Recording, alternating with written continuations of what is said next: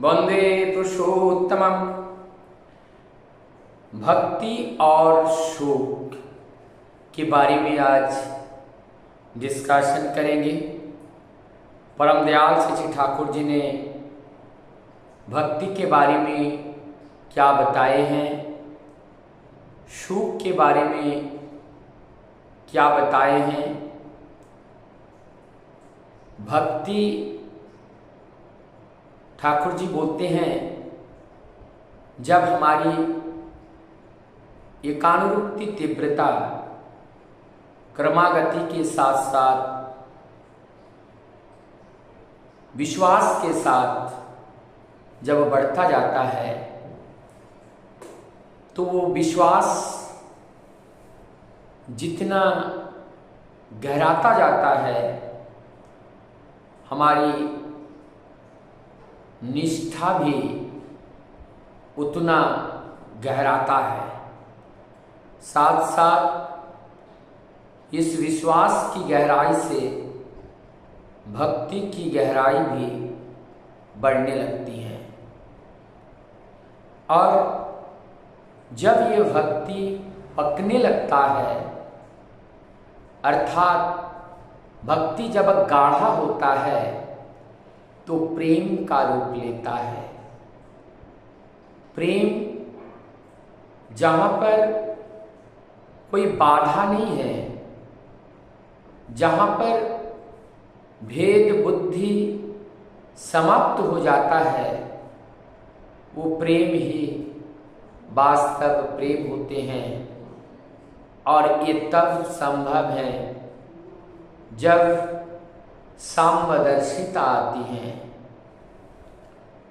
भक्ति के विषय में जब हम देखते हैं, भक्त प्रवर अनेकों भक्त हुए, चाहे वो मीराबाई हो, तुलसीदास जी हो, सूरदास हो,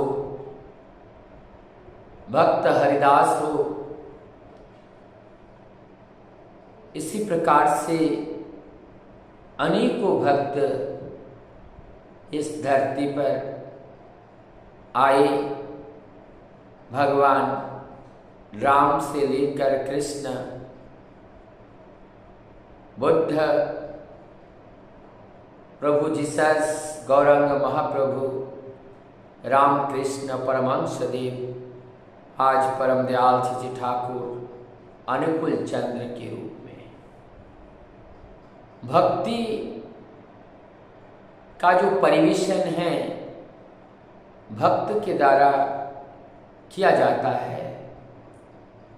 कीर्तन, भजन जो गायन की जाती हैं, प्रभु के सामने जो नृत्य की जाती हैं, ये सब एक तरह का भक्ति है।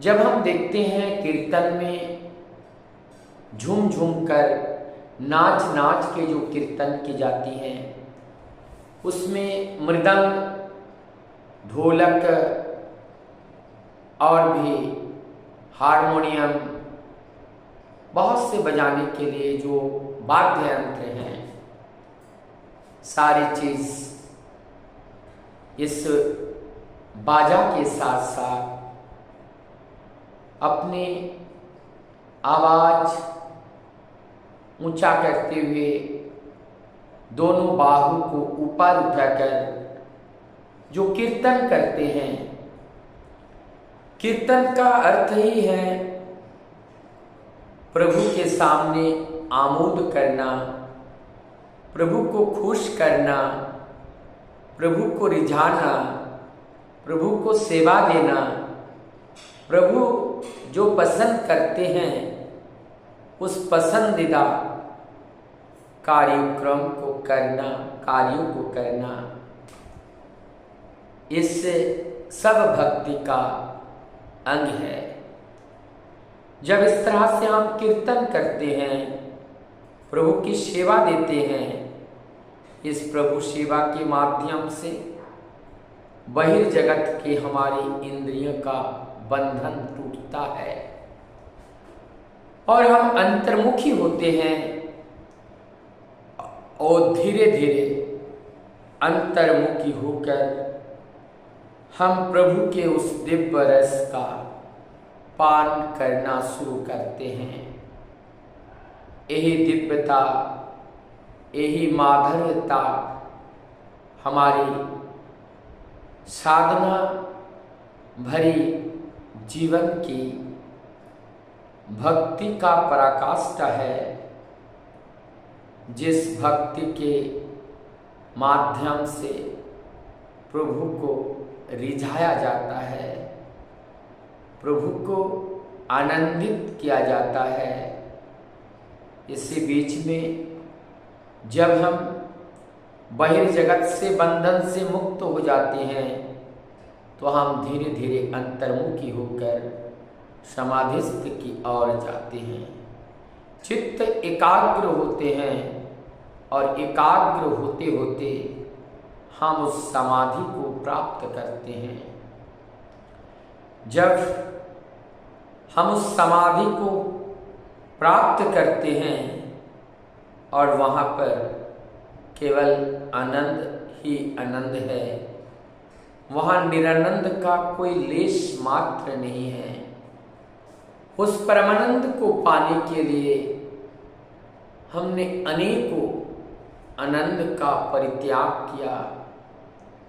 भौतिक जगत के कार्य के अंदर जो क्षणभंगुर आनंद है, यदि उस आनंद को हम साहस के साथ लात मारकर हमारा प्रयोजन में नहीं है ये कहकर अगर ताच्छल्य करते हुए मैं उसको सहजता के साथ बाहर करने में सक्षम हो पाते हैं तो निश्चित रूप से उस परमानंद का जो रस है हम चख पाते हैं।